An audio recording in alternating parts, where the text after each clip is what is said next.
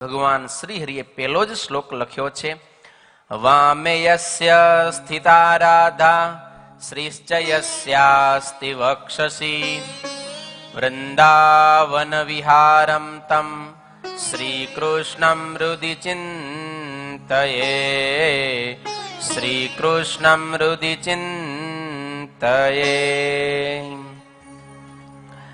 ભગવાન શ્રી કૃષ્ણનું ભગવાન સ્વામિનારાયણ ધ્યાન કરે છે. એટલે અહીંયા કને સતાનંદ સ્વામી કહે છે કે કોઈને શંકા થાય કે સહજાનંદ સ્વામી પોતાના ઈષ્ટદેવ તરીકે શ્રી કૃષ્ણ ભગવાનનું ધ્યાન કર્યું છે, એટલા માટે સહજાનંદ સ્વામી છે એ શ્રી કૃષ્ણના ભક્ત છે. આવી રીતે કદાચ કોઈક સ્વીકારે સહજાનંદ સ્વામીને એક ભક્ત તરીકે, તો એ બંધ બેસતું નથી, એ તદ્દન યોગ્ય નથી, અયોગ્ય છે. કેમ? તો કે આ શિક્ષાપત્રી લખતી વખતે ભગવાન સહજાનંદ સ્વામી એક ઉપદેષ્ટાનો ધર્મ સ્વીકાર્યો છે. અને ઉપદેષ્ટા હોય એની પ્રાથમિકતા જ એ હોય કે પેલો પોતે પ્રથમ આચરણ કરી અને પછી બીજાને કહે કે તમારે આમ કરવું જોઈએ. તો સહજાનંદ સ્વામી એકને શિક્ષાપત્રી લખવાનો પ્રારંભ કરે છે, એની અંદર એ આગળ એવું લખવાના છે કે તમે આમ કરજો, તમે આમ ન કરજો. એક શિક્ષાનો ઉપદેશ આપવાના છે ત્યારે મંગલાચરણ કરવું અતિ જરૂરી છે. એમ એક ઉપદેષ્ટા તરીકે સહજાનંદ સ્વામી અહીંયા કને ભગવાન શ્રી કૃષ્ણનું મંગલાચરણ કરેલું છે. પણ અહીંયા કને મંગલાચરણ કરવાથી સહજાનંદ સ્વામી એ ભગવાન મટી અને ભગવાનના ભક્ત બની જાતા નથી. કારણ કે સહજાનંદ સ્વામી એ પરાત્પર પુરુષોત્તમ નારાયણ સાક્ષાત ભગવાન છે. અહીંયા કને માત્ર એક ઉપદેષ્ટાનું એક મનુષ્ય પાત્ર ભજવી રહ્યા છે. જેમ કે કોઈક ફિલ્મ હોય, ફિલ્મની અંદર ફિલ્મનો એક્ટર હોય, અનેક પ્રકારના રોલ ભજવે છે.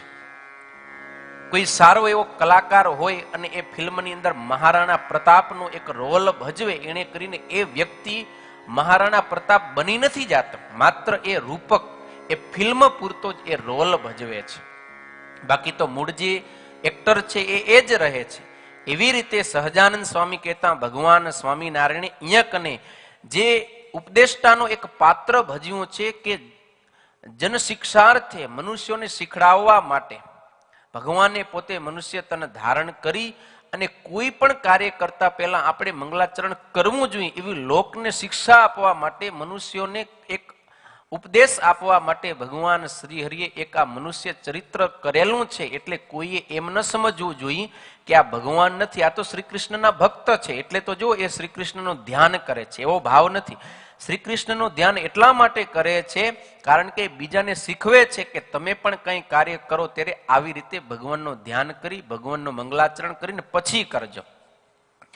જેમ કે તમે બધા સ્કૂલની અંદર ભણવા માટે ગયા હશો, ગયા છો ને? તો સૌથી પહેલે જ દિવસે તમે ગયા અને સાહેબે તમને ભણાવ્યું ત્યારે આપણે બધાને ખબર કે આપણે ઓલી સ્લેટ ને પેન લઈને જતા, ખબર ને? હા, તો એની અંદર સાહેબ આપણને શું કરે? એકડો ઘૂંટી આપે.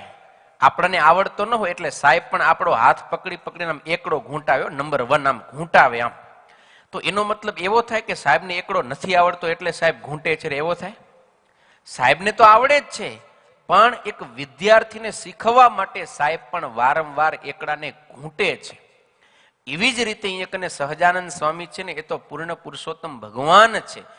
એને કોઈ આવી રીતનો મંગલાચરણ કે ધ્યાન કરવાથી ભક્ત બની જાય એવું નથી, પણ પોતાના ભક્તજનને શિક્ષા આપવા માટે, શીખડાવવા માટેથી સહજાનંદ સ્વામી અહીંયા કને ભગવાનનું ધ્યાનાત્મક મંગલાચરણ કરી અને ભગવાનનું ધ્યાન કરેલું છે.